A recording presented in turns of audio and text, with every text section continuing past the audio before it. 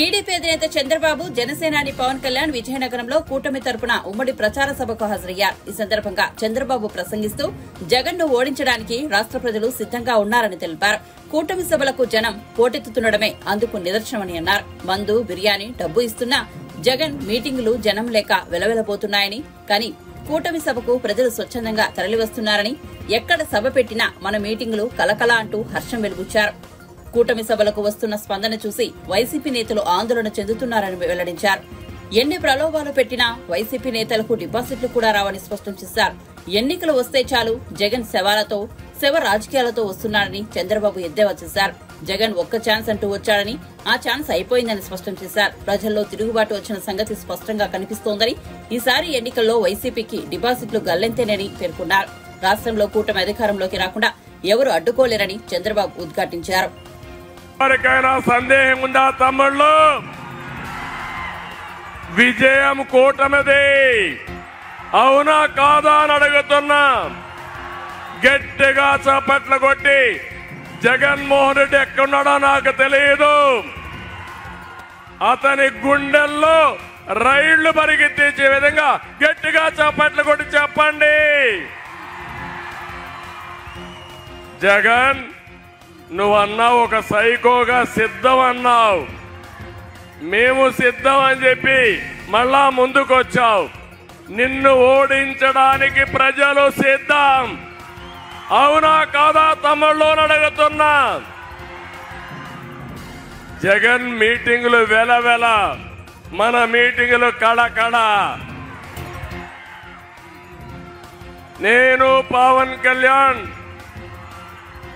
కేంద్రం నరేంద్ర మోడీ, మాది super hit. ఈ కాంబినేషన్ ఎక్కడా లేదని మరొకసారి మీ అందరికీ విజ్ఞప్తి చేస్తున్నా. ఏదైనా మంచి జరగాలంటే ఈ నాయకత్వానికే సాధ్యం. ఈ రోజుటి వరకు మన వాళ్ళు నామినేషన్లు వేశారు. ఎక్కడ చూసినా గెలిచిపోయిన తర్వాత ఏ విధంగా ఊరేగింపులు పెడతారో ఆ విధంగా కూటమి అభ్యర్థులు బ్రహ్మాండంగా నామినేషన్లు వేస్తే వైసీపీ క్యాండిడేట్లు వెలవెలబోయే పరిస్థితికి వచ్చారు. 2014లో జగన్ తండ్రి శవ రాజకీయంతో వచ్చాడు, అవునా కాదా తమ్ముళ్ళు అడుగుతున్నా. 2019లో బాబాయి శవంతో వచ్చాడు. ఇప్పుడు గులకరాయి డ్రామాతో వచ్చాడు.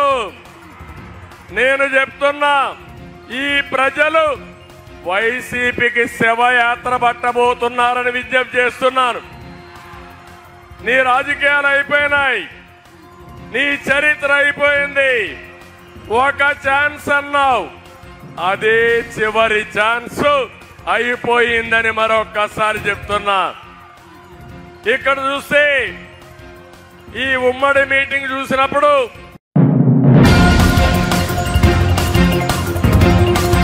హరీష్ రావు తన రాజీనామా పత్రాన్ని జేబులో సిద్ధంగా పెట్టుకోవాలని, ఎందుకంటే 15 ఆగస్టులోగా తాము 2 లక్షల రుణమాఫీ చేస్తామని ముఖ్యమంత్రి రేవంత్ రెడ్డి అన్నారు. కేసీఆర్ మాదిరిగా హరీష్ రావు మాట తప్పకూడదని సూచించారు. వరంగల్లో నిర్వహించిన కాంగ్రెస్ జనజాతర సభలో ముఖ్యమంత్రి మాట్లాడుతూ రైతు రుణమాఫీ చేస్తే రాజీనామా చేస్తారని హరీష్ రావు సవాల్ చేశారని, అందుకే రాజీనామా పత్రం సిద్ధం చేసుకోవాలన్నారు.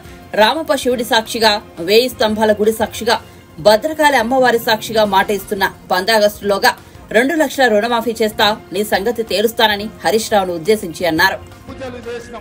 అందుకే మిత్రులారా, దేవుడి పేరు మీద చిచ్చు పెట్టి ఓట్లు కొల్లగొట్టాలనే వాళ్ళకు గుణపాఠం చెప్పాలి. అప్పుడే మన ప్రాంతం యొక్క చైతన్యం ప్రజలకు చేరుతుందని చెప్పి నేను సవినయంగా మీకందరికీ విజ్ఞప్తి చేస్తున్న మిత్రులారా. అందుకే మిత్రులారా, ఈరోజు జరగబోయే పరిణామాలు, రాబోయే తీర్పు ఈ వరంగల్ నుంచే మొదలవ్వాలి. నేను అందుకే మిమ్మల్ని అడుగుతున్నా. నిన్నగాక మొన్న హరీష్ రావు గారు ఒక మాట అన్నాడు, రైతు రుణమాఫీ చెయ్యి, రైతు రుణమాఫీ చేస్తే రాజీనామా చేస్తా అన్నాడు.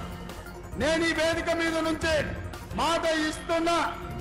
రామప్ప దేవాలయం శివుడి సాక్షిగా, సమ్మక్క సారలమ్మ సాక్షిగా, 1000 స్తంభాల గుడి సాక్షిగా అక్కడి సూర్యుడు ఇక్కడ ఉదయించిన, భూమి ఆకాశం తిరగబడ్డ, తుఫానులు వచ్చినా, భూకంపం వచ్చినా, భూమి బద్దలైనా నేను మాట ఇస్తున్నా 15 ఆగస్టు లోపల తెలంగాణ రైతాంగానికి 15 ఆగస్టు లోపల తెలంగాణ రైతాంగానికి 2 లక్షల రూపాయల రుణమాఫీ చేసి తీరుతా. హరీష్ రావు అన్నావు కదా సిద్దిపేటకు రాజీనామా చేస్తా అని. రాజీనామా పత్రం జేబులో పెట్టుకో. 15 ఆగస్టు నాడు నీతో మాట్లాడతా బిడ్డ. మాట మీద ఉండాలి. నీ మామలాక మాట ఇచ్చి మాట తప్పి దళితుని ముఖ్యమంత్రి చేస్తా, లేకపోతే తలకాయ నరుకుంటాని తలకాయ లేని మాటలు మాట్లాడతాం అనుకుంటున్నావేమో. 15 ఆగస్టు నాడు నీతో మాట్లాడతా. దేశానికి స్వతంత్రమే కాదు, రైతులకు కూడా ఆర్థిక స్వతంత్రం తీసుకొచ్చే రోజు 15 ఆగస్టు 2 లక్షల రుణమాఫీ చేస్తా. ఆయనలో నీతో మాట్లాడతా. ఇవాళ ఆశామాసిగా సవాళ్లు స్వీకరించిన సిద్దిపేట చెప్పుడు కాదు, జేబుల రాజీనామా పక్కన పెట్టుకో. ఇక ఆయన సొక్కనైనోడు ఆయనలో 100 రూపాయలు పెట్టి పెట్రోల్ తెచ్చుకున్నాడు, 10 పైసలు అగ్గిపెట్టి దొరకలే. ఇప్పుడు కూడా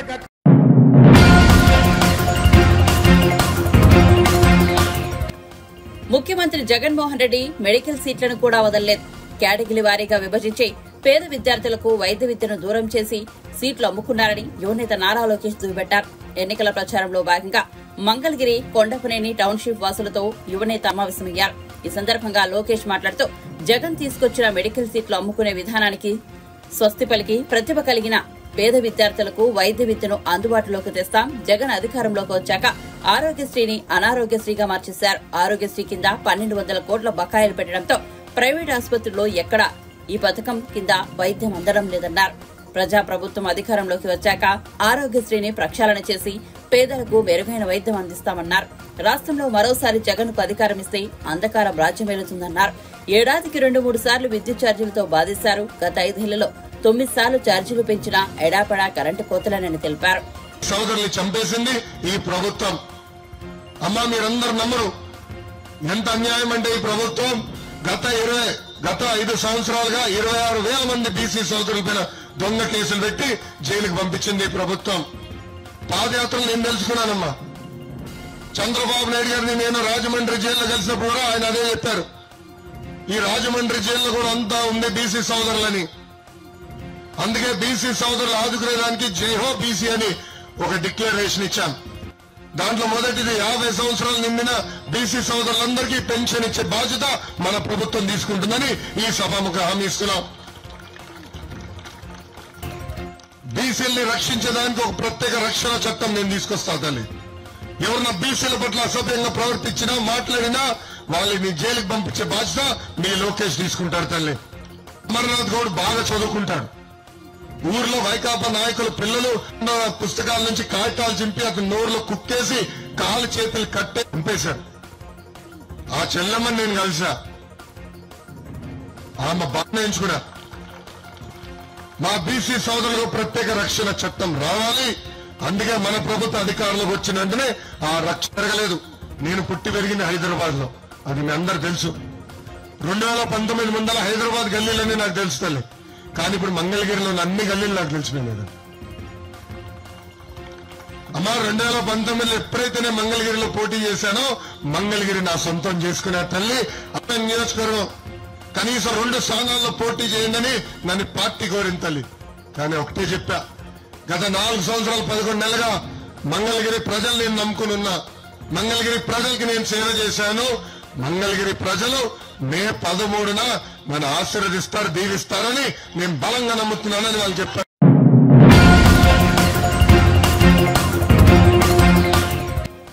ముఖ్యమంత్రి రేవంత్ రెడ్డిపై బీఆర్ఎస్ అధినేత కేసీఆర్ తీవ్రస్థాయిలో మండిపడ్డారు. బస్సు యాత్రలో భాగంగా బుధవారం ఆయన మిర్యాలగూడలో మాట్లాడుతూ తెలంగాణలో తన ఆనవాళ్లు లేకుండా చేస్తానని చెబుతున్నారని, చెర్లపల్లి జైల్లో వేస్తామని అంటున్నారని, అలాంటి వాటికి నేను భయపడతానా అని ఆగ్రహం వ్యక్తం చేశారు. 15 ఏళ్లు కష్టపడి తెలంగాణను తెచ్చుకున్నామని, అలాంటి తనను జైల్లో వేస్తామంటున్నారని వాపోయారు. పేగులు తీసి మెడలో వేసుకుంటాం, గుడ్డు పీకి గోళ్లు ఆడతాం, ఇదేనా ముఖ్యమంత్రి మాట్లాడే భాష అని ధ్వజమెత్తారు.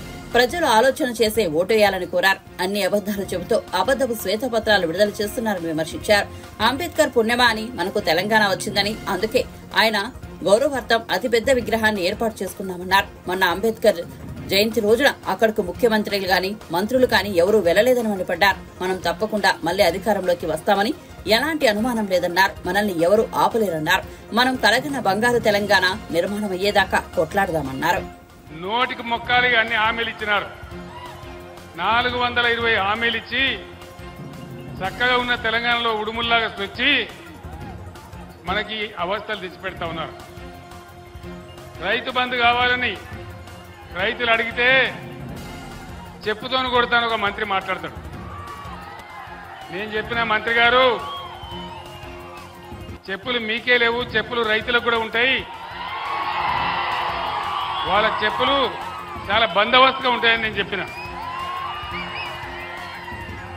బీఆర్ఎస్ పరిపాలనలో బీఆర్ఎస్ 10 ఏళ్ల అధికారంలో ఉంటే తెలంగాణ రాష్ట్రంలో 18 పంటలకు ఏమాత్రం వెనుక ముందు కాకుండా బ్రహ్మాండంగా సాగరాయకట్టంతా నీళ్ళిచ్చి పంటలు పండించినాం, బంగారు పంటలు పండించినాం. ఈరోజు ఏమైంది? సాగర్లో నీళ్లు ఉండే, ఇయ్యగలిగిన అవకాశం ఉండే, ఈ దద్దమ్మలకు దమ్ము లేక ప్రాజెక్టు తీసుకుపోయి కేఆర్ఎంబి చేతిలో పెట్టి మొత్తం పంటలను ఎండబెట్టినారు సాగరాయకట్లో. తెలంగాణ వచ్చిన తర్వాత పంటలు ఎండినాయంటే ఇదే మొదటిసారి. రైతు బంధులో దగా, రైతు బీమా ఉంటుందో ఊడుతుందో తెలియదు.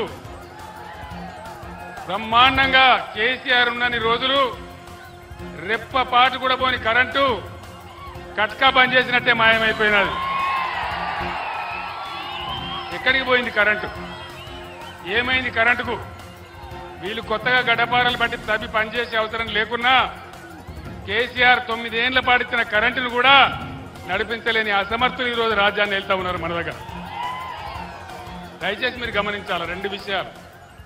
ఒకటి, కరెంట్ ఎందుకు ఆగమవుతా ఉంది అని ప్రభుత్వాన్ని ప్రశ్నిస్తా ఉన్నా. ఎందుకు బాధ పెడతా ఉన్నారు ప్రజలను? కష్టపడి బ్రహ్మాండంగా మిగులు కరెంట్ ఉండే పద్ధతిలో మేము చేసినాం. ఆ మాత్రం కూడా మీకు చేతనైతే లేదా?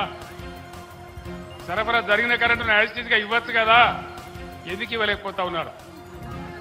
మిషన్ భగీరథతో మంచినీళ్లు తెచ్చి అర్బన్ ఏరియాలో, మున్సిపల్ ఏరియాలో అన్ని వర్గాల పేద ప్రజలకు దొరకాలని ₹1 నల్లా కనెక్షన్ ఇచ్చి ప్రతి ఇంట్లో నల్లా ఫిట్ చేసి ప్రజలందరికీ కూడా ప్రతి ఇంటికి బ్రహ్మాండంగా నల్లా నీరు అందించినాం. ఇలా మిషన్ భగీరథ ఎందుకు నడపలేకపోతా ఉన్నారు? మీ అసమర్థత ఏంది? మీ తెలివి తక్కువతనం ఏంది? దయచేసి ఆలోచించాలని చెప్పి నేను కోరుతా ఉన్నా. బ్రహ్మాండంగా నడిచిన మిషన్ భగీరథ ఎక్కడికి పోయినారు? ఆనాడు నీళ్ల కోసమై కోస 4-5 నెలలకే కేసీఆర్ పక్కకు జరగంగానే ఇవి ఎక్కడ మాయమైపోయినాయి? ఎందుకు బాధ పెడతా ఉన్నారు? సమాధానం చెప్పాలా? ఈ జిల్లాలో ఉన్న మంత్రులు ఇక కేసీఆర్ని తిట్టాలి, ఒకటే పని, ఏం లేదు. కేసీఆర్ని తిట్టాలి, పాపం గడుపుకోవాలి తప్ప పంటలు ఎండగొట్టినారు.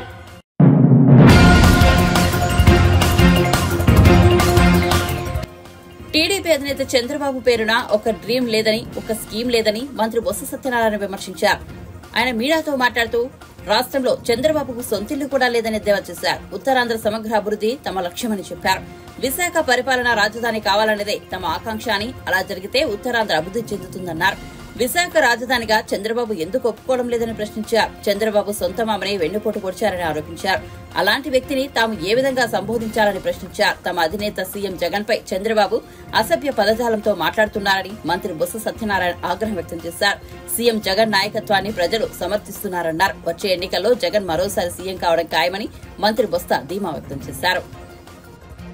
అంతేకాదు, విదేశీ విద్యలకు వచ్చి ఎక్కడికో వెళ్ళి చదువుకోవచ్చు పరిస్థితి వచ్చినప్పుడు ఇక్కడ నుంచే వరల్డ్లో ఉన్న ఆల్ టాప్ 100 యూనివర్సిటీస్ టైప్ చేసి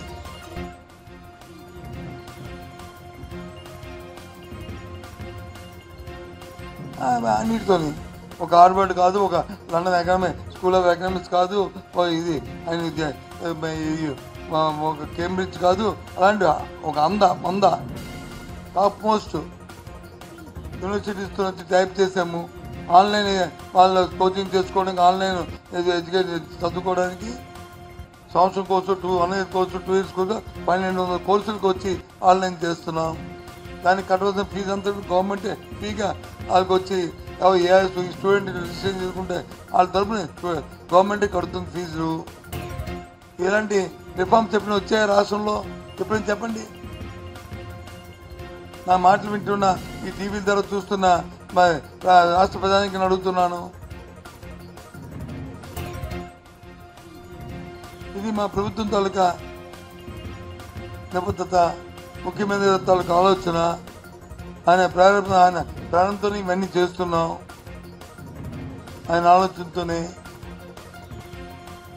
అందుకని నా పెద్దలు ఒకవేళ జగన్మోహన్ రెడ్డి ముఖ్యమంత్రి ఎందుకు అవసరం మీ రాష్ట్రానికి అంటే ఇవన్నీ ఈ రాష్ట్రంలో చదువుతున్న స్కూల్ ఎడ్యుకేషన్ చదువుతున్న 39 లక్షల మంది పిల్లలు, కాలేజ్ ఎడ్యుకేషన్ చదువుతున్న 10 లక్షల మంది పిల్లలు, అందరూ ప్రైవేట్ ఇంకా గవర్నమెంట్ ప్రైవేట్ చదువుతున్న ఇంకో 30 లక్షల మంది, అందరికీ ఇది ఈ విద్యా అవకాశాలు వస్తాయి. అంటే సుమారు దగ్గర 1 కోటి మంది పిల్లలకి 70 లక్షల పిల్లలకి ఈ అవకాశాలు వస్తాయి. School education, higher education. ఇటువంటి ఎప్పుడైనా రాష్ట్రంలో జరిగిందా? ఇవాళ ఈ భారతదేశంలో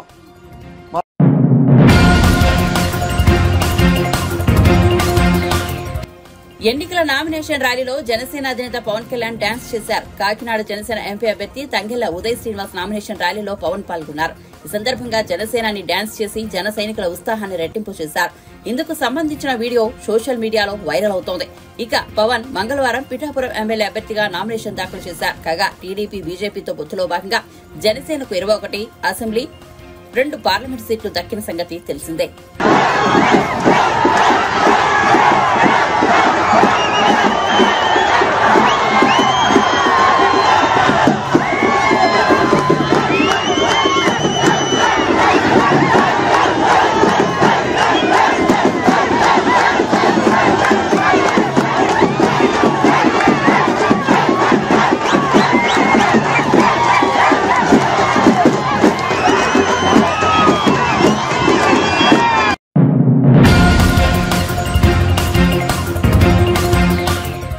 రాష్ట్రంలో ప్రభుత్వం స్వర్ణయుగం నడుస్తోందని, సీఎం జగన్ పాలనలో అన్ని వర్గాలు సంతృప్తి వ్యక్తం చేస్తున్నాయని ప్రభుత్వ సలహాదారు సజ్జల రామకృష్ణారెడ్డి అన్నారు. జగన్ పాలనను ప్రజలంతా ఎంజాయ్ చేస్తున్నారని తెలిపారు.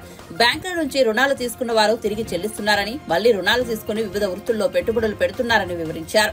మహిళా సాధికారికతకు జగన్ పెద్దపీట వేస్తున్నారని అన్నారు. మరోవైపు చంద్రబాబు ఇంకా బూజు పట్టిన భావాలతో ఎలా కొట్టుకుంటున్నారో అందరికీ తెలుసునని సజ్జల పేర్కొన్నారు. చంద్రబాబుకు మహిళలంటే చిన్నచూపు అని విమర్శించారు. కోడలు కొడుకును కంటానంటే అత్త వద్దుంటుందా అని చంద్రబాబు చేసిన వ్యాఖ్యలను ఎవరూ మర్చిపోగలరు అని అన్నారు.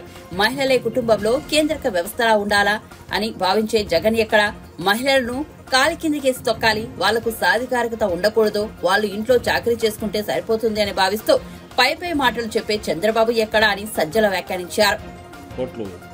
రుణం మాఫీ కాదు, వాళ్ళ చెల్లింపు, వాళ్ళకు రీయింబర్స్ చేయడం అనేది జగన్మోహన్ రెడ్డి వచ్చా క్రమం తప్పకుండా 4 దఫాల్లో మొత్తం పూర్తి చేశారు. లాస్ట్గా ఇది కూడా మొన్న పే చేశారు. అంటే చెప్పిన మాట పూర్తి చేయడమే కాకుండా వాళ్ళను ఫైనాన్షియల్గా ఫ్రీ చేసి వాళ్ళు ఎక్కడన్నా పెట్టుబడులు పెట్టి చేసుకోవడానికి దానికి అవసరమైన చేయూతనిచ్చి ఈరోజు డ్వాక్రా మహిళలకు స్వర్ణయోగం ఏదన్నా ఉందంటే జగన్మోహన్ రెడ్డి గారిది అనేది వాళ్ళు ఆస్వాదిస్తున్నారు, అదంతా ఎంజాయ్ చేస్తున్నారు. దీని నుంచి 15 లక్షల మంది మహిళలంటే వీళ్ళే రిమైనింగ్ వాటి బెనిఫిషియరీస్ అన్నింటిలో ఉన్నారు. వీళ్ళలోనే చాలామందికి ఆసరా వస్తుంది, చేయూత వస్తుంది, 45,000 దాటి వాళ్ళ కోసం. ఈ సొంతంగా చిన్న పరిశ్రమలు, ఈ కుటీర పరిశ్రమలు అవి పెట్టుకుంటున్నారు. 16 లక్షల మంది తోడు, అందులో 16 లక్షల మంది తోడు కింద, జగనన్న తోడు కింద ఇది తీసుకుంటే, లోన్ అవైల్ చేసుకుంటుంటే అందులో 12 లక్షల మంది మహిళలే. మహిళలకు ఇంత పెద్దపీట వేసి ఇంటి స్థలాల దగ్గర నుంచి మిగిలినవన్నీ కంప్లీట్ వాళ్ళ దీనికి ఇస్తూ ఆర్థికంగా వాళ్ళని ఎంపవర్ చేస్తూ రాజకీయంగా కూడా వాళ్ళకి ఇది పూర్తి సాధికారత తీసే అడుగులు వేయిస్తున్న జగనన్నను ఒక పక్క ఉంటే వాళ్ళను పూర్తి అన్యాయమైన దీంట్లోకి చీకటి దీంట్లోకి తోసేసి వాళ్ళు నిలబడే అవకాశం కూడా లేకుండా అసలు ఆయన మనస్తత్వం ఎంతమందికి తెలియదు చంద్రబాబు నాయుడు. ఆయన చేసిన కామెంట్ ఎట్లా మర్చిపోతారు? ఏమాత్రం చైతన్యం ఉన్న వాళ్ళైనా కోడలు కొడుకును గంటారంటే అత్త వద్దంటుందా అని అన్నాడు. అంటే మహిళలన్నా అమ్మాయిలన్నా వీళ్ళ మీద ఉన్న చులకన భావం ఎంతది చంద్రబాబు నాయుడుకి. ఇంకా బూజు పట్టిన భావాల్లో ఎట్లా కొట్టుకుంటున్నాడని అందరికీ తెలుసు. ఆయన వాళ్ళ మహిళలే కేంద్ర బిందువు, కుటుంబానికి వాళ్ళే మంచి యజమానురాలుగా కూడా ఉండగలరు, వాళ్ళ పాత్ర పెరగాలని ప్రోత్సహించే జగన్మోహన్ రెడ్డి గారు ఎక్కడ వాళ్ళను కాలి కింద తొక్కాలో లేకుంటే వాళ్ళకి ఎలాంటి ఇది ఉంచకూడదు, వాళ్ళ సాధికారత వాళ్ళకి అవసరం లేదు, వాళ్ళు ఇంట్లో చాకరీ చేస్తుంటే సరిపోతుంది, పై మాటలతో ఓట్లు లాక్కోవాలని చూసిన చంద్రబాబు ఎక్కడ వీటి మధ్య పోలికే లేదు కదా. ఇంట్లో చెల్లెలనే వదిలి మన ఇళ్ళల్లో ఆడవాళ్ళని వదులుతాడని ఒక దారుణమైనటువంటి కామెంట్స్ పవన్ కళ్యాణ్ అది అదే అతను ఆయన సంస్కారాన్ని ఇది చేస్తుంది. ఒకటి ఆ వయసు కూడా మర్చిపోయినాడు. ఇప్పుడు చెప్పాను కదా ఇంతకుముందు డెస్పరేషన్లో మిగిలినవని. ఒక్కసారి 19లో ఐ థింక్ ఈయన చెల్లెల్ని ఎట్లా చూసుకునేవాడని అప్పట్లో నార్నే శ్రీనివాసన్ ఈయన చెల్లెల అల్లుడు చెప్పాడు. ఆమె యాక్సిడెంట్ అయ్యి సీరియస్ దీంట్లో ఉంటే కనీసం పోయి చూసుకొని కూడా చూసుకోలేదు అని ఆ రోజు అన్నారు. పైగా వాళ్ళ ఆర్థిక సహాయం మీద చాలా చేస్తే వాళ్ళకు అవసరమై వస్తే ఇంటి గేటు బయట వచ్చి తరిమేసాడని వాళ్ళు చెప్పారు. ఎవరికి తెలియదు ఆయన చెల్లెలు 8 లక్షలు ఏదో వాళ్ళు ఇచ్చినారట. అది అడగాలని పోతే రానివ్వలేదు, పైసా ఇవ్వలేదు. ఆల్మోస్ట్ మెడబట్టి గంటినంత పని చేసేసారు. ఆయన కుటుంబం గురించి ఆయన మాట్లాడితే ఏమన్నా కుటుంబ విలువలు వాటి గురించి మాట్లాడితే ఏమన్నా అర్థం ఉంటుందా? తమ్ముడు రామూర్తి నాయుడు అని ఆయన ఎక్కడున్నాడు ఎవరికన్నా ఏ రోజన్నా తెలిసిందా? వీళ్ళు ఎప్పుడన్నా వెళ్ళారా? అసలు ఆయన ఉన్నారా తెలియదు. చెల్లెళ్ళు ఇద్దరు వాళ్ళు ఎక్కడన్నా ఉన్నారా? ఎప్పుడన్నా కలిశారా? చంద్రబాబు నాయుడు కుటుంబం అంటే తను, తన భార్య, కొడుకు, వీళ్ళు తన ప్రపంచం తంది. ఈయన వచ్చి ఈరోజు చెల్లెల గురించి దాని విలువ గురించి చంద్రబాబు నాయుడు ఎవరైతే తన చెల్లెలను రాచి రంపాన పెట్టినాడో లేదా పూర్తిగా నిర్లక్ష్యం చేశాడో వాళ్ళు కష్టాల్లో ఉంటే అసలు పట్టించుకోలేదు. ఆయన ఈరోజు చెల్లెల గురించి మాట్లాడతారు.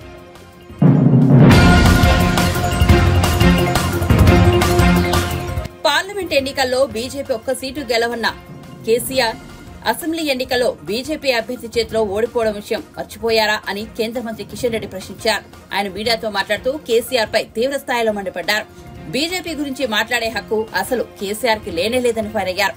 సికింద్రాబాద్ బీఆర్ఎస్ ఎంపీ అభ్యర్థి పద్మారావు గౌడ్ తనకు మంచి మిత్రుడని చెప్పారు. పద్మారావు గౌడ్ ను బీఆర్ఎస్ నుంచి బలవంతంగా తనపై పోటీకి దించారని అన్నారు. బీఆర్ఎస్ కాంగ్రెస్ 2 పార్టీల డిఎన్ఏ ఒకటేనని ఆయన విమర్శించారు.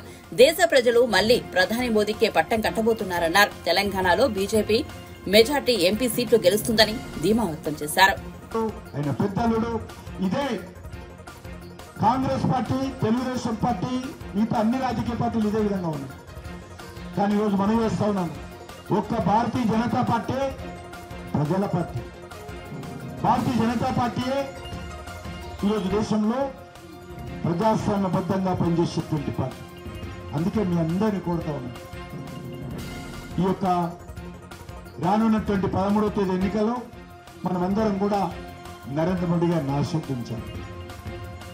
నరేంద్ర మోడీ గారు 9 సంవత్సరాల పాలనలో అనేక రకాల అభివృద్ధి కార్యక్రమాలు చేశారు. మీకు అందరికీ తెలుసు, కరోనా వచ్చినప్పుడు ఏ రకంగా మనందరి ప్రాణాలు కాపాడే విధంగా నరేంద్ర మోడీ గారు చర్యలు తీసుకున్నారో మీకు తెలుసు. అంతేకాదు మనందరూ కూడా మరి ఆ కరోనా అప్పుడు పనులు లేవని చెప్పి మరి ప్రతి ఒక్క కుటుంబానికి రేషన్ కార్డు ఉన్నటువంటి వాళ్ళందరూ కూడా రేషన్ షాప్ ద్వారా ఫ్రీగా బియ్యం ఇచ్చిన విషయం మీకు తెలుసు. ఎన్ని రోజులైంది? 3 సంవత్సరాల పైనైంది. ప్రతి రేషన్ కార్డు ఉన్నటువంటి ప్రతి ఒక్కరు కూడా ఉచితంగా బియ్యం ఇచ్చింది నరేంద్ర మోడీ గారు ఈ సందర్భంగా మనం వస్తుంది. అంతేకాదు కరోనా అప్పుడు ఇతర దేశాల్లో అనేక మంది చనిపోయారు, లక్షల మంది చనిపోయారు. కానీ మన దేశంలో ఆ రోజు ఏం చెప్పారు? ఈ దేశంలో వైద్యానికి సంబంధించినటువంటి డాక్టర్లు లేరు, బెడ్స్ లేవు, మందులు లేవు, ప్రజలు ఎక్కువ, ఎవరి మాట ఎవరు వినరు, కులాలు ఎక్కువ, మతాలు ఎక్కువ, పార్టీలు ఎక్కువ, అనేక రకాలుగా మాట్లాడారు. కానీ మీ అందరినీ కోరుతా ఉన్నాను, వాళ్ళ అంచనాలను తలకిందులు చేస్తూ వాళ్ళు ఏం చెప్పారప్పుడు 50 కోట్ల మంది భారతదేశంలో చనిపోతారని చెప్పారు కరోనాతో.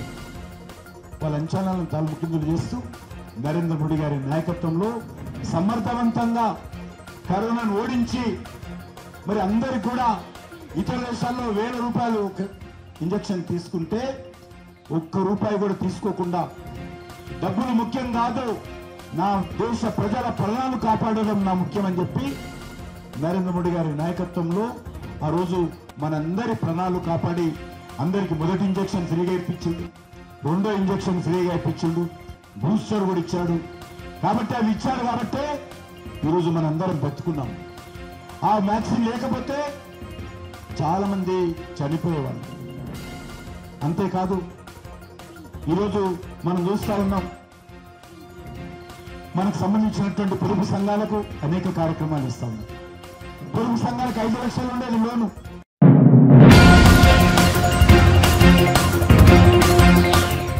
జనసేన అధినేత పవన్ కళ్యాణ్ పిఠాపురంలో పోటీ చేస్తున్న విషయం తెలిసిందే. ఈ మేరకు మంగళవారం పవన్ కళ్యాణ్ పిఠాపురం అభ్యర్థిగా నామినేషన్ దాఖలు చేశారు.